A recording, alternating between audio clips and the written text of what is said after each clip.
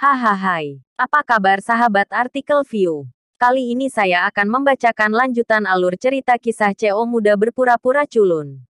Tapi, sebelum mendengarkan kisah ceritanya, silahkan cari posisi yang nyaman dan jauhi keramaian. Dan jangan lupa pasang headsetnya. Dan inilah alur cerita kisah CO muda yang berpura-pura culun.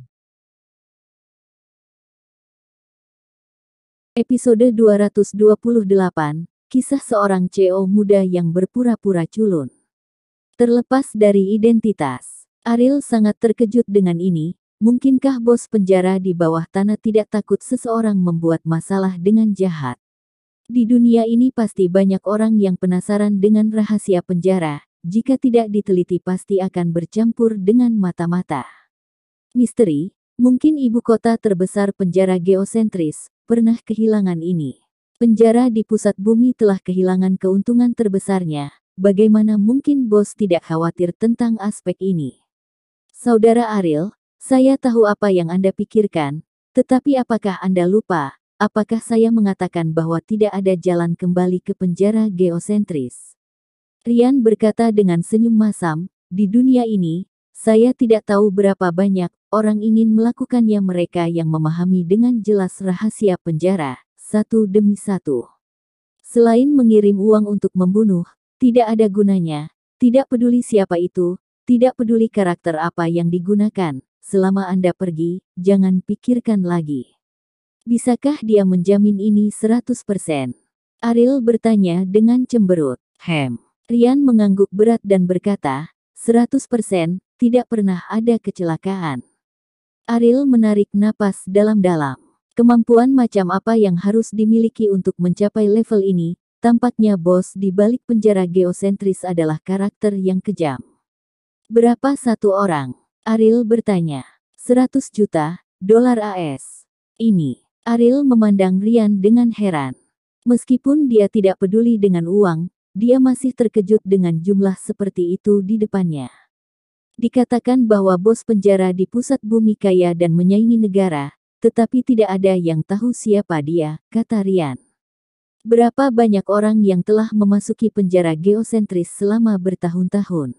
Ariel bertanya dengan rasa ingin tahu. Jumlah orang mewakili pendapatan. Cara mendapatkan uang ini tidak hanya cepat, tetapi juga tidak pernah terdengar. Ribuan orang, selain pelanggar berulang yang sebenarnya, adalah lebih banyak orang yang ingin mengetahui rahasia penjara di pusat bumi. Mereka tidak akan mengeluarkan biaya, tetapi sangat disayangkan bahwa ini adalah bisnis yang terkutuk di kerugian. Kata Rian. Oke, saya mengerti. Anda dapat menemukan cara untuk menghubungi sesegera mungkin, bahkan jika Anda kehilangan uang, Anda harus melakukannya, kata Ariel. Rian tidak menanyakan alasannya. Dia tahu bahwa dia tidak memenuhi syarat untuk campur tangan dalam masalah ini, tetapi dia dapat membayangkan bahwa masalah ini sangat penting bagi Ariel, dan itu tidak sesederhana menantang apakah dia dapat melarikan diri dari penjara. Setelah meninggalkan rumah Rian, telepon berdering sebelum Ariel masuk ke mobil, dari Aisyah yang tidak yakin. Digantung, Aisyah yang tertekan merasa semakin sedih semakin dia memikirkannya, tidak ada yang berani menutup teleponnya sebelum dia selesai berbicara. Ariel, jika kamu menutup teleponku tanpa alasan di masa depan, aku tidak akan pernah berhenti bersamamu. Aisyah mengancam. Oke. Setelah berbicara, Ariel menutup telepon lagi. Aisyah di ujung telepon tercengang ketika dia mendengar nada sibuk dudu-dudu. Dalam waktu kurang dari 10 detik, wajah Nona Aisyah menjadi marah dan wajahnya pucat. Ketika dia menelepon lagi, rutenya sudah sibuk. Siapa yang marah dengan Aisyah di keluarga saya? Apakah kamu ingin kakek membalaskan dendammu? Nicholas berjalan ke Aisyah dan bertanya sambil tersenyum. Beri aku ponselmu. Aisyah mengulurkan tangan dan berkata. Apa yang kamu ingin saya lakukan dengan ponsel lama ini? Ponsel saya tidak dapat memutar apapun. Nicholas bertanya-tanya. Jangan khawatir tentang itu. Berikan padaku, kata Aisyah. Nicholas mengeluarkan ponselnya dan menyerahkannya kepada Aisyah. Aisyah menekan nomor Ariel dengan sangat terampil, dan rangkaian nomor ini telah dihafalkan di dalam hati. Tersambung. Telepon berhasil. Ketika Aisyah menutup telepon hari itu dan menggunakan ponselnya untuk menelepon, dia dalam keadaan sibuk lagi. Ah! Aisyah berteriak dan berteriak, dia benar-benar memblokir saya, dan dia berani memblokir saya. Nicholas tidak tahu mengapa ini adalah tragedi cinta, dan bertanya, siapa yang berani untuk memblokir kamu? Kakek, Anda ingin membalas dendam saya, kata Aisyah. Nicholas menepuk dadanya. Dia bersumpah, oke, kakek akan membantumu membalas dendam. Siapa itu? Ariel. Mendengar nama ini, momentum Nicholas langsung merosot lebih dari setengahnya, dan dia menatap Aisyah dengan ekspresi malu. Kakek, kamu tidak akan menyesalinya. Aisyah bertanya. Berlama-lama, Ariel adalah tuanku. Saya ingin membalas dendam darinya. Sebagai murid, bukankah itu tidak masuk akal? Kata Nicholas, dia sekarang bersedia menjadi muridnya. Dan bahkan jika tidak ada hubungan seperti itu, dia tidak akan berani membalas dendam pada Ariel. Identitas asli orang ini jauh lebih kuat daripada Nicholas. Kakek, Aisyah berteriak keras. Nicholas tampak tak berdaya. Ariel adalah orang pertama yang bisa membuat Aisyah menangis karena marah. Tetapi dalam hal ini, dia tidak dapat membantu apapun. Dan dia tahu betul bahwa Aisyah marah pada Ariel, jadi dia marah pada Ariel. Perasaan Aisyah, bagaimana itu bisa benar-benar marah? Oke, berlama-lama itu bagus, kamu tidak benar-benar menyalahkan Ariel, kenapa kamu marah? Kata Nicholas. Aisyah menyeka air mata dari sudut matanya dan berkata dengan keras kepala, siapa bilang aku tidak benar-benar menyalahkannya, aku membencinya sampai mati. Nicholas tersenyum dan berkata, benarkah?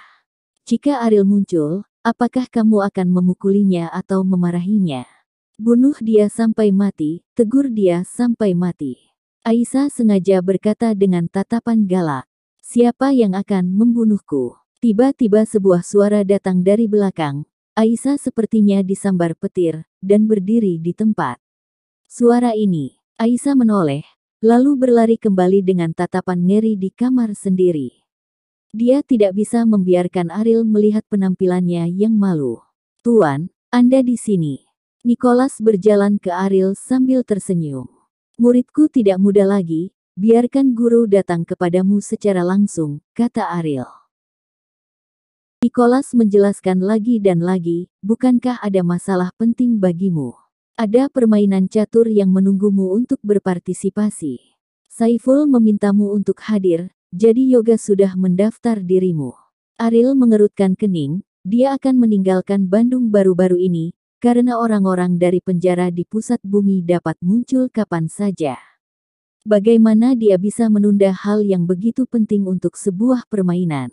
Tidak, Ariel menolak dengan tegas. Ekspresi wajah Nicholas tidak berubah. Dia tampaknya mengharapkan Ariel untuk mengatakan ini, dan berkata, Tuan, jika Anda tidak pergi, saya khawatir Anda akan malu. Kali ini Saiful menempatkan semua reputasinya dipertaruhkan dan ceroboh. Bukan gayamu untuk mempromosikan permainanmu dengan Winky, dan itu bukan gaya aktingmu. Jadilah kura-kura, kata Ariel.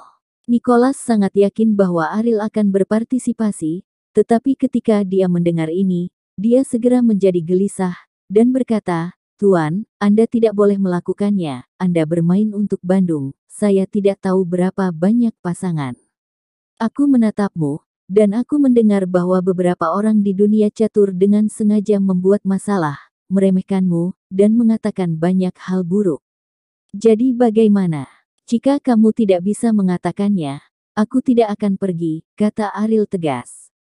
Wajah Nicholas berubah drastis, dan sikap Ariel benar-benar di luar dugaannya. Jika dia tidak muncul, nama Ariel akan menjadi lelucon di seluruh dunia catur.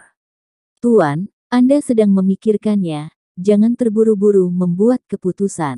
Nicholas berkata, kamu belum merasakan sikapku, aku tidak bisa pergi ke permainan ini, kata Ariel dingin. Nicholas tampak malu. Dia masih ingin menonton Ariel membunuh kuartet dalam permainan. Jika dia tidak bertarung, itu akan menjadi lelucon besar. Tuan, apakah Anda benar-benar tidak pergi? Apakah Anda tidak takut bahwa orang-orang itu akan dengan sengaja menodai Anda dan membuat namamu menjadi lelucon di dunia catur? Kata Nicholas. Lelucon. Di mata kebanyakan orang di Bandung, bukankah aku hanya lelucon? Kapan aku pernah peduli? Kata Ariel dengan nyaman. Kalimat ini membuat Nicholas tertegun untuk sementara waktu. Ya, dia sangat tergila-gila di Bandung sehingga dia dipandang rendah oleh semua orang dan dianggap sebagai menantu yang sia-sia. Tetapi kapan dia keberatan, dan kapan dia mengklarifikasi masalah ini? Penghinaan belaka di dunia catur tidak sama untuknya. Apakah ada yang lain? Ariel bertanya. Tidak, tidak. Nicholas tersenyum pahit. Jika Yoga tahu tentang ini, orang tua ini akan putus asa. Jika Ariel tidak bermain, Asosiasi Bandung pasti akan dikritik oleh semua orang, dan dia, presiden, memiliki wajah tua. Tidak ada tempat untuk tinggal lebih lama di pertemuan. Bersambung.